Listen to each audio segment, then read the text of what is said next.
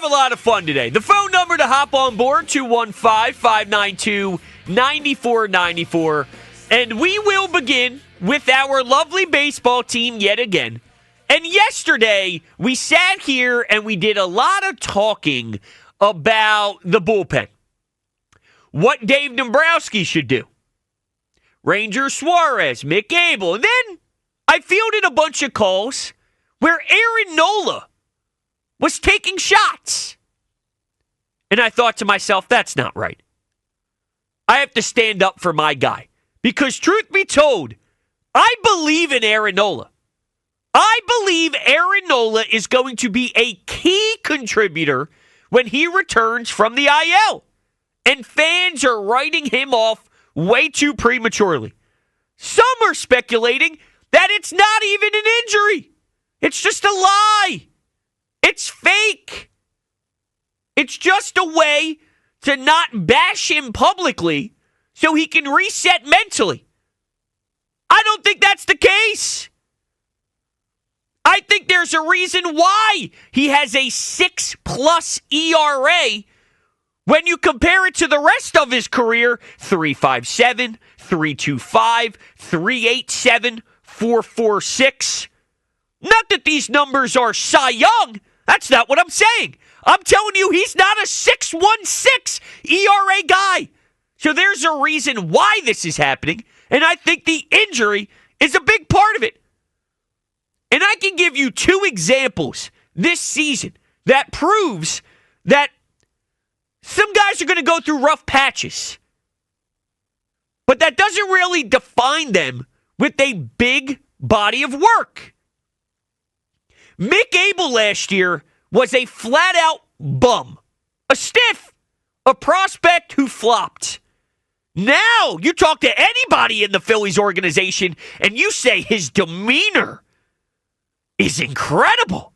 He's flourishing. And then he steps on the bump for his first major league start, and he was as poised as we've ever seen somebody who got a nod. Looks like a different guy. It's almost like last year wasn't really who he was. Jordan Romano, a couple months ago, stiff, 15+ ERA, and he blows. That's what I was hearing. Now, he goes out there and shoves where I'm not even sweating. I just listened to the afternoon show. I heard Swamp Ass a few times. We used to have Swamp Ass watching Jordan Romano on the bump. Not so much anymore, huh? It's almost like that time didn't really define who he was. Big picture. Same applies to Aaron Nola. Let's listen to Rob Thompson. Rob Thompson spoke when Aaron Nola went on the IL, and this is what he described happened and just everything surrounding the move to put Nola for the first time in a while on the shelf. Aaron Nola will go on the IL. With what? Right ankle sprain. When did that happen? Before the start in Cleveland. How did that happen? Doing agility work in the outfield. He just turned it. We thought he could pitch through it. He thought he could pitch through it. It's getting better, but it's not getting out. So before it turns into an elbow or a quad or a shoulder, it's best we shut him down right now. So he said before the start in Cleveland, there were issues with his start in Cleveland, and then he had the worst start of his career following. But prior to what went down with his ankle, he had 6 innings pitched of scoreless ball against Arizona and 7 innings pitched of 1 earned run ball against Chicago. On the road versus the Cubs.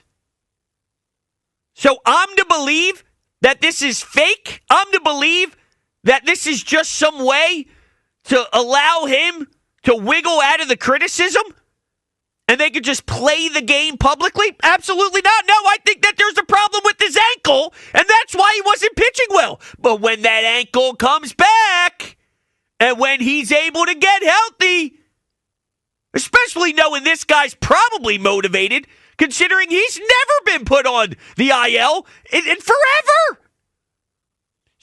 there's an edge to him. Now there's something to prove. But once he gets right, I think we get that Aaron Nola that we saw in back-to-back starts against Arizona and Chicago, because that's when he was feeling better. I believe in Aaron Nola.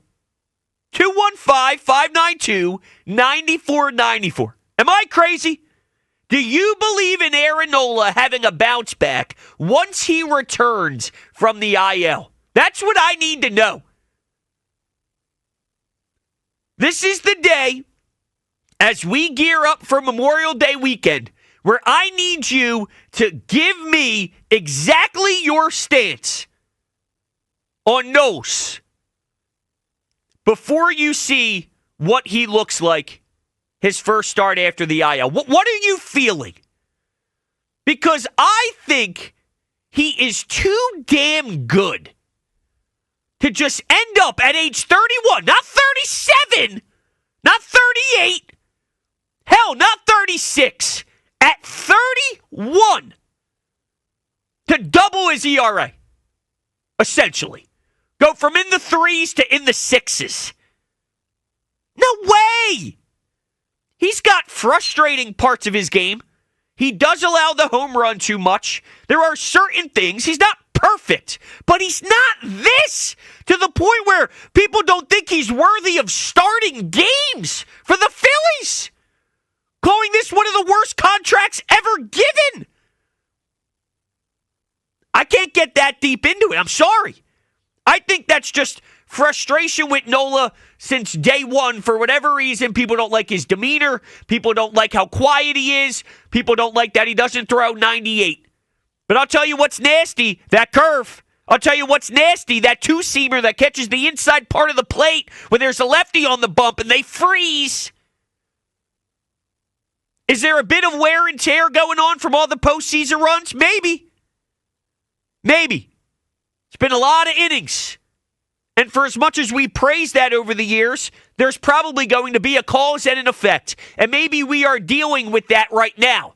But it doesn't mean there's not an opportunity to refresh and get right back after it and just recalibrate. I believe in Aaron Nola coming back from the IL and being a force. Do you? 215-592-9494.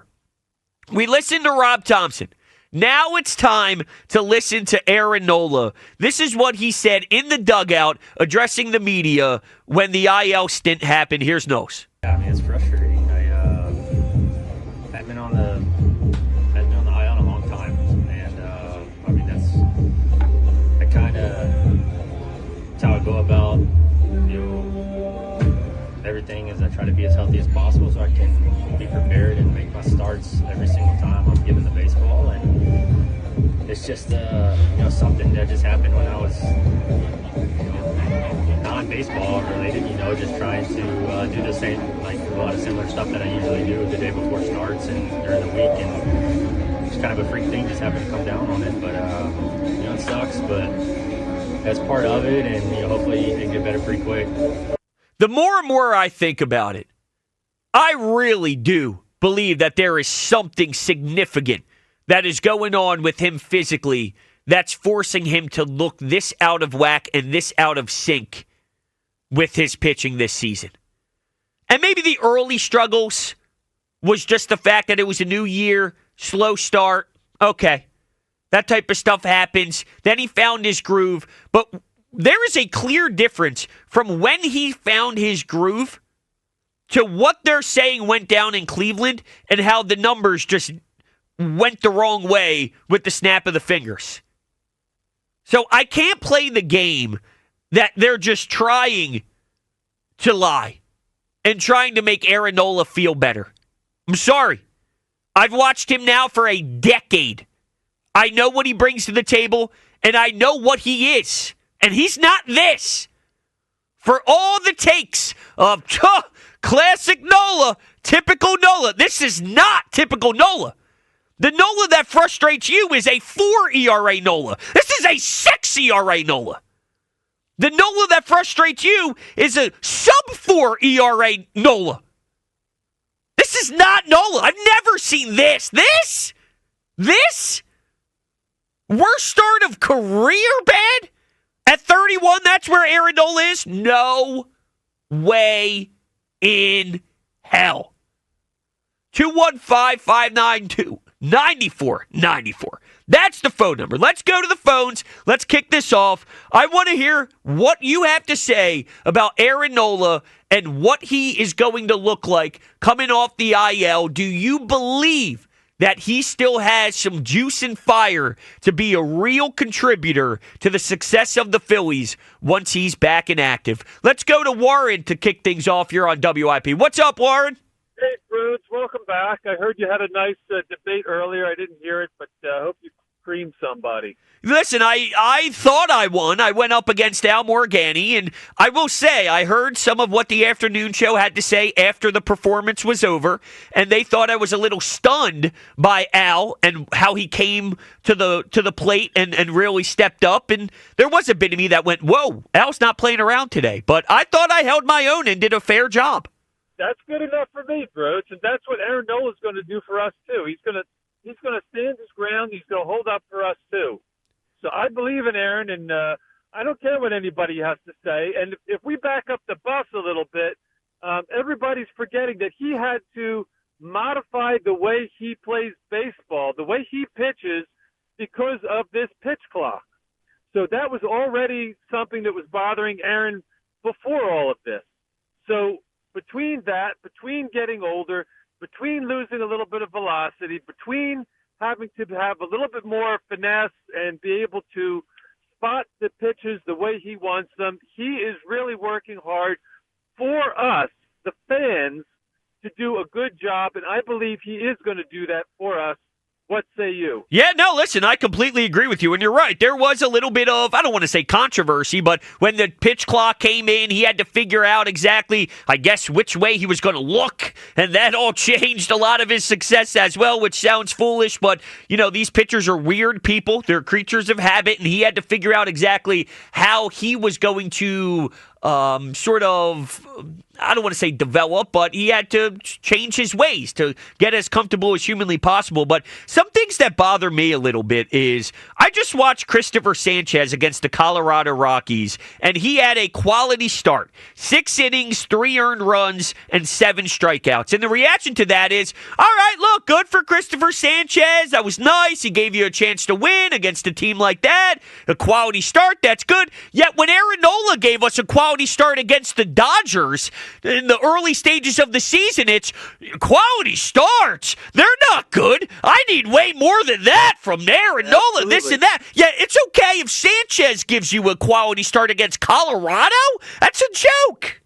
Any other pitcher that gives up 3 runs, it's a quality start. For Nola, it's a catastrophe if he gives up 3 runs, be it home runs or any other ways he lets runs score.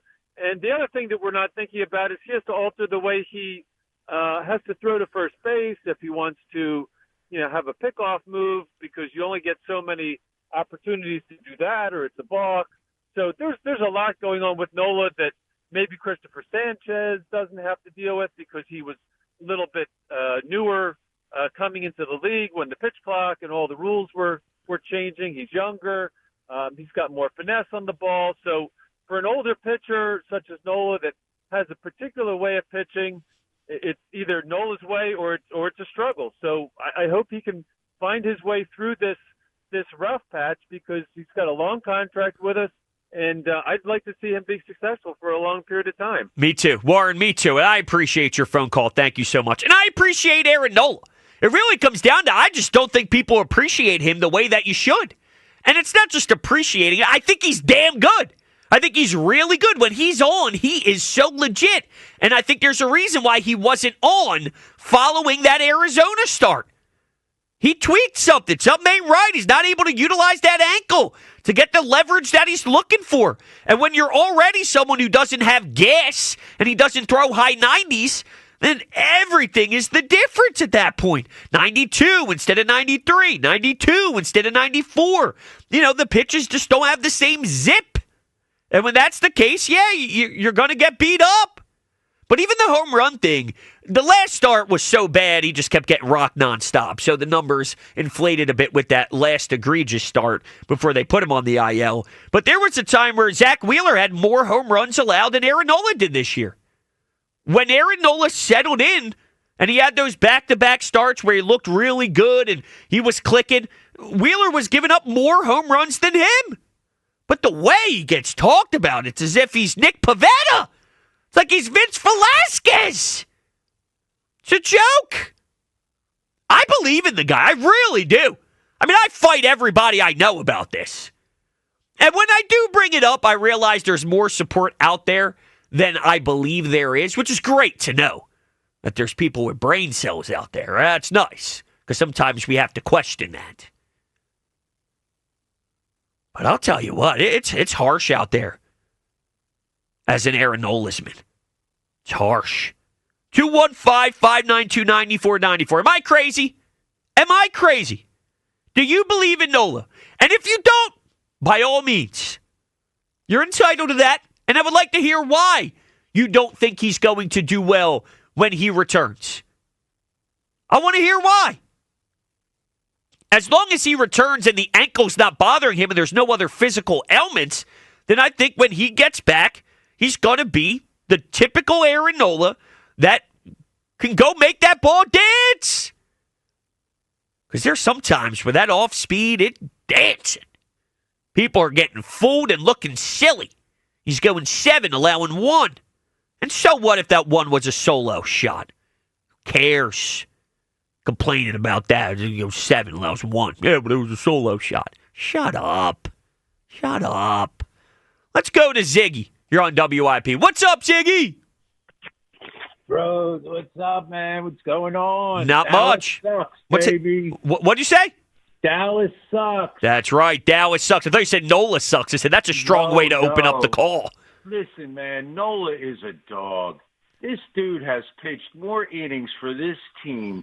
I'm telling you, like, I remember when he first came up with the team, you know, ever since then, he's been dogged. Like, they're always questioning Nola. What's he going to do?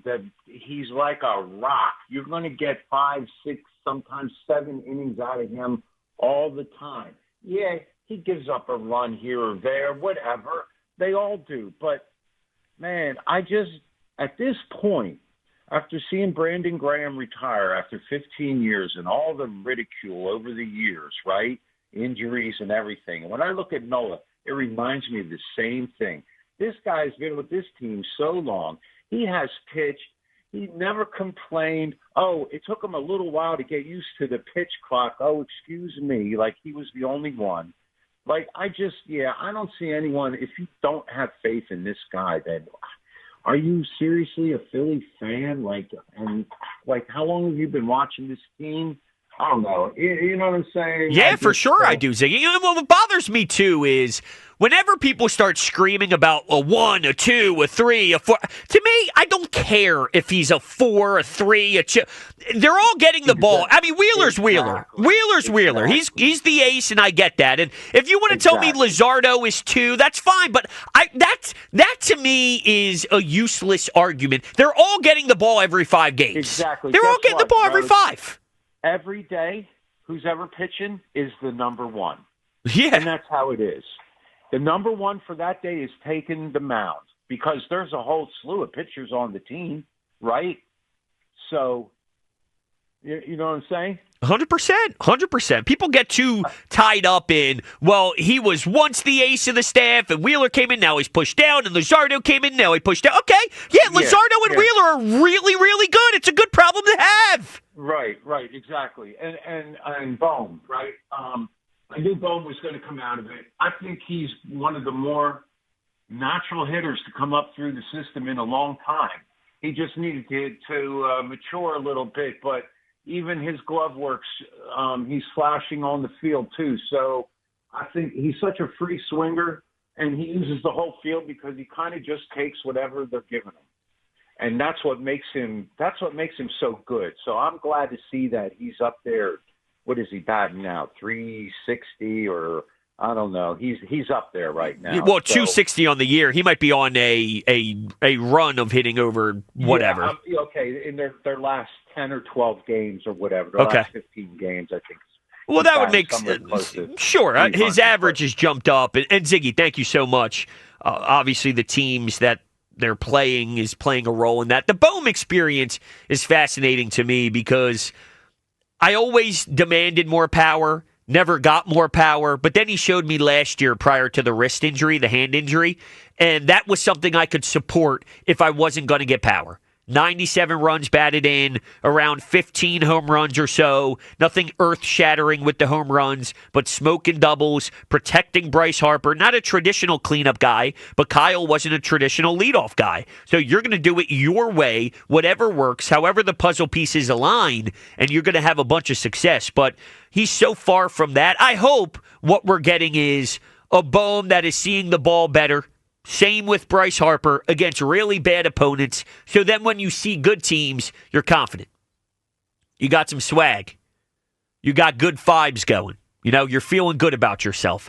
That's what I'm hoping this series translates to when you look at the big picture with guys like Bohm, Bryce, and some of the others. But how about that? I didn't expect the first couple of phone calls to be very pro Aaron Nola. That's where I wonder if I'm misguided. That's where I wonder if it's really the loud minority that hates Nola, but I don't think that's the case. I think it may be split 50-50, and the haters are louder than the lovers and supporters. And it's not as if you're a lover and supporter, that means you don't realize that there's flaws within him. Of course there is. Of course there is. But you're not appreciating and valuing the great side of Aaron Nola. You got to do that. You got to do it. You must. I demand it. Now, Luke, who's producing this program, Luke Nichols, Aaron Nola, am I crazy for believing in him? Do you believe post-IL we will see an Aaron Nola bounce back? Well, let me rant on your parade for a second here. Come on. I don't know about a full bounce back. Coming off the IL, I don't think he's going to be back to like that, number 3, maybe the number 4. I think he's going to be better, but because he literally has to be better. The last start that we saw Aaron Nola was the worst start of his career. So as long as he doesn't look like that again, if he allows 3 or 4 runs a game instead of 1 billion, then he's going to be better. Now, here's the thing with Nola. His velocity on his fastball has never been amazing. It's never been 95, 96, whatever. But it's down to like 90, 91. He's got nothing on that fastball. I'm looking at it right here. He's allowed 7 home runs off of his 4-seam fastball this year. Last year, the entire 2024 season, he allowed 6 home runs off his fastball. His ankle. The ankle, right. The ankle. He's got to get rid of the 4-seam fastball. He's got to just ditch it. If you're allowing 7 home runs, not even to June, on 1 pitch, you got to get rid of it. I don't care if it's a fastball. You got to prioritize your knuckle curve because clearly he hasn't had control on that all year outside of a couple of starts. Then he completely lost it because of the ankle thing against the Guardians and the Cardinals. Don't poo-poo I'm not poo-pooing the ankle. I'm just saying he lost it again with the ankle. Okay. I would never poo-poo an ankle. But he's got to just turn into like, I'm going to throw you junk that is constantly moving, and you have to guess where it's moving. Like the cutter, like the sinker, like his 2-seam that just nibbles the corner against lefties. That is a beautiful pitch, by the way. Every time that happens and I see it on the pitching ninja account, love it. The overlay? Oh, my God, the overlay with the curve. How do people hit a baseball? How do Major League players hit a baseball? It looks impossible. But it feels like he just has to either fine-tune the 4-seam or really just lock in on hitting your spots with it and take even more velocity off of it, or ditch it altogether and focus on like the sinker, 2-seam, cutter, knuckle curve, just a 4-pitch sequence like that. Okay. And a changeup if he has it in him, which he used to, but he doesn't really throw it as much anymore, I think. At least it feels like he throws it less, where it feels like he just has to get rid of the 4-seam because that's where the home run problem is, to where if he just focused on other pitches and just became like a junk kind of a pitcher, then maybe we see some kind of a bounce back from him. Okay, all right. So Luke is opposite of me. Luke feels as if it's a difficult ask to come off the IL and have Aaron Nola be a third piece to the staff, following Wheeler, following Luzardo. And then here's Aaron Nola going back to what he was in Chicago and what he was against Arizona, and the Aaron Nola that I expect, because I think he can get slotted right into that number 3. I think he can get right back there. The way Luzardo's been pitching, he deserves to be in that number 2 spot. Plus, I like the idea of Wheeler being a righty, Luzardo being a lefty, bang, Nola being a righty. You can get creative with that for whatever it's worth, and then bada bing, bada boom, you can start working with the Sanchez Ranger stuff, although in my opinion, Rangers should be in the pen, but that's a conversation for another day. I believe in Aaron Nola. Do you?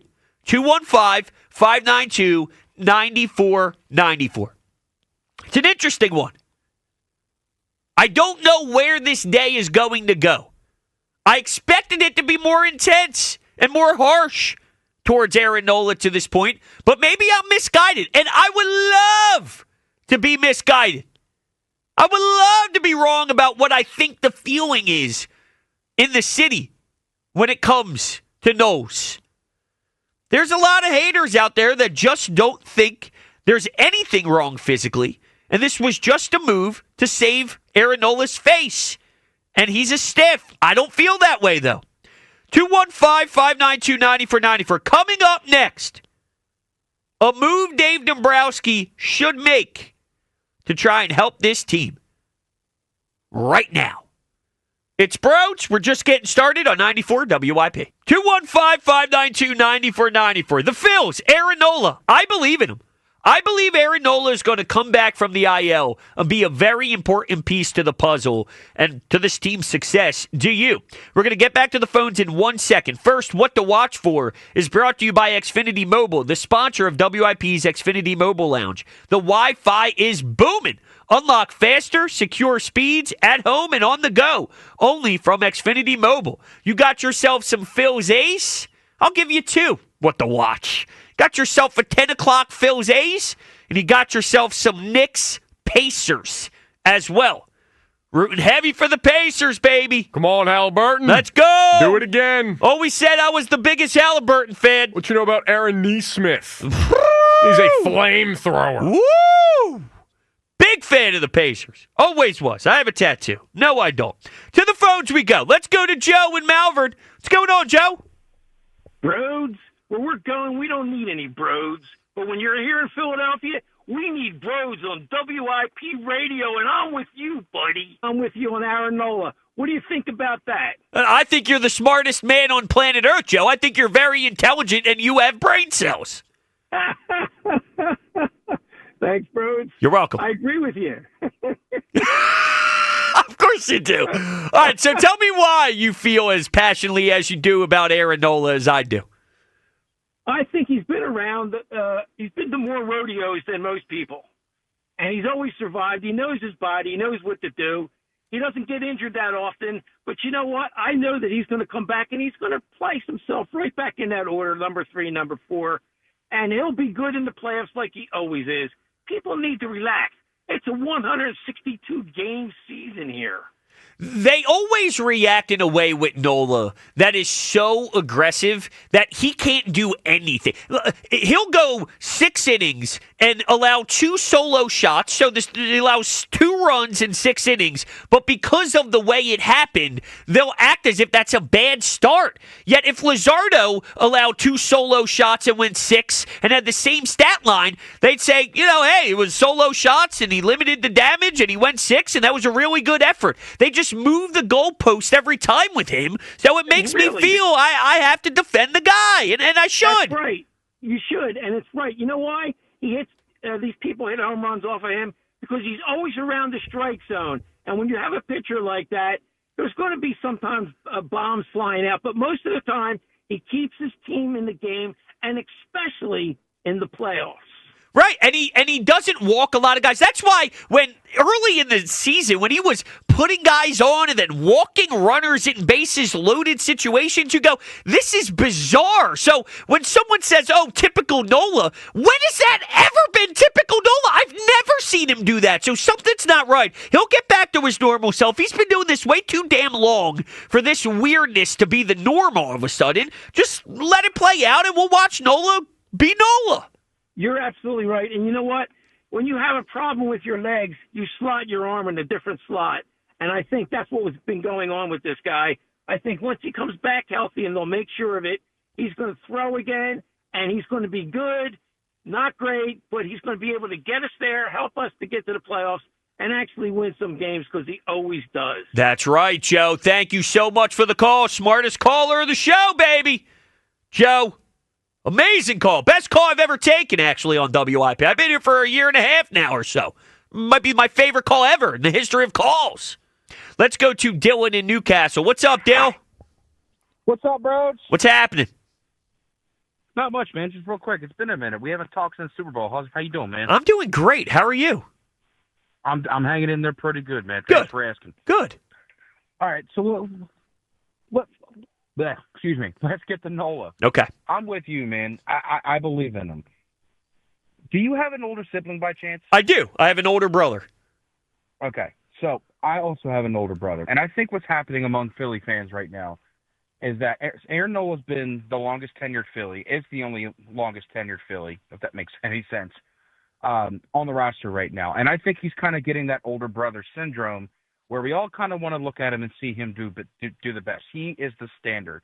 He's the one that's been around the longest, and he's teach these guys about the Phillies culture as far as the pitching, and get everybody on the right foot. So you mentioned last segment that, or earlier this segment, that everybody is too hard on Nola. I think he's just getting the older sibling treatment because of that. But I believe in him. We've all seen what he's capable of. We all know that he had this high ankle sprain. Who knows how long he had it, and it changed his mechanics. And, the beautiful thing about a stint on the IL is it not only helps you heal your body, but helps you heal your mind. So you can get your mind right, and you're going to be able to go out there, and he's going to be the solid number 3, maybe number 4 that this team needs. I agree, yeah. And people will get upset when they hear those numbers you just mentioned, a 3 or 4, because look at the contract and this and that. But you got to realize that some of these guys who get paid, they're still with arbitration years. And when Aaron Nola hits a free agent market, with last year being the opportunity to cash in, that's the going rate for somebody hitting the free agency market with the resume that Aaron Nola had. And if you paid the same contract for the same number, and the guy's name wasn't Aaron Nola, and it was Joe Schmo, you would have been excited with the same exact resume of 200 innings and 200 Ks and all that stuff. So, yeah, it's a shame because it does seem like there's something applied to him specifically, and you may have nailed it with the older brother thing. I mean, I guess it's similar to, I know, I grew up playing sports or whatever. There was always the older brother who was better than everybody else, and then the younger brother got better, which then pushed the older brother down in the pecking order of the sports world. Exactly. And maybe we're watching that here too. Yeah. And just real quick, shifting gears, I mentioned to Luke that I want to touch on the outlook of the Phils. It's really hard not to be optimistic right about now. As far as sticking on the pitching point here, it's. You want to go with David Robertson, which I don't think is a bad move. I just don't know if it's the right move. In my mind, what I think Dave Dombrowski should do is explore the market for a stated closer. And the first guy that comes to my mind is Jahan Duran in Minnesota. We're talking about a team who's middle of the pack, 27 to 22, is going to need an influx of younger players coming here pretty soon. And I think we have the capital to do that. Everybody, it was the same thing last trade deadline. Nobody wants to move on from Painter or Abel or Crawford or Miller. But you know what? It's time. It really is time because we need something in that pen to capitalize on what we're doing. And what we're doing is we're finally starting to hit the ball. We're finally starting. We got Jordan Romano back on track, knock on wood. But I think we need a solid state closer, and I really do think Jahan Duran is that guy. Brodes, love you. Yeah, well, thanks, Dill. I appreciate it, man. So Minnesota is in the wild card spot right now. He said 27 and 22. listen, I'm intrigued by any possible addition, right? And the David Robertson thing is taking a flyer because you don't have to do anything to acquire him. He's just out there and available. So that's why I wanted to go the David Robertson route, just to give it a whirl and see. Not because I'm really sitting here thinking this guy's just going to be an excellent stud and a gem. It's more of, wow, you really are that desperate that I'm talking about David Robertson for stint 3, you know?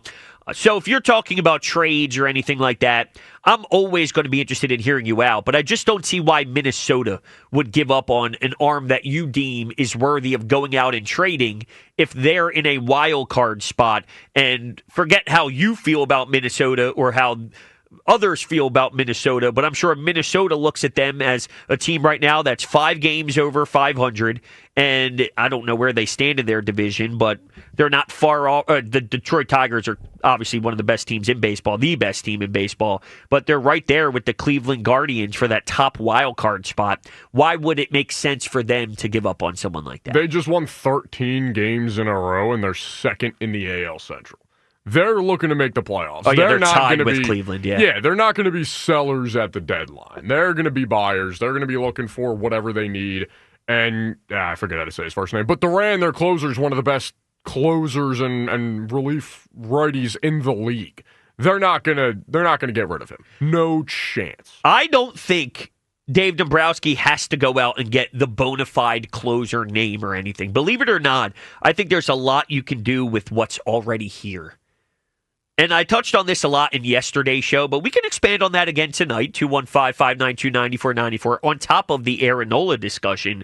But what I would do if I was Dave Dombrowski is I would talk to Ranger Suarez and Scott Boras, and I'd say, you're going to the pen. And if you think that's really going to stop him from getting paid, that's silly. Because there's already a huge track record of what he is as a starter, where if Scott Boras is as good as he is, as people say he is at his job, then there's already enough of a sample size to sell what he is as a starter. He'd be hitting the market, and just because he had to pitch in the pen to help his team win, isn't that also a selling point to a franchise? Like, this guy is willing to go to the bullpen on a contract year when he's looking for a big payday, knowing that he's a starter, but he wanted to win a World Series. He was willing to do what was ever necessary to win and to make things happen in the playoffs. The team needed him, and he stepped up. It's a selling point, if anything, and no one's going to forget that he can start. If you're someone looking for a starter in the market, you're going to see Ranger Suarez and know that he can start, even if he did pitch in the bullpen this season. Okay, so we have Aaron Nola on the table. Do you believe in Aaron Nola post-IL? Because I really, really, really do. I really do. Do you?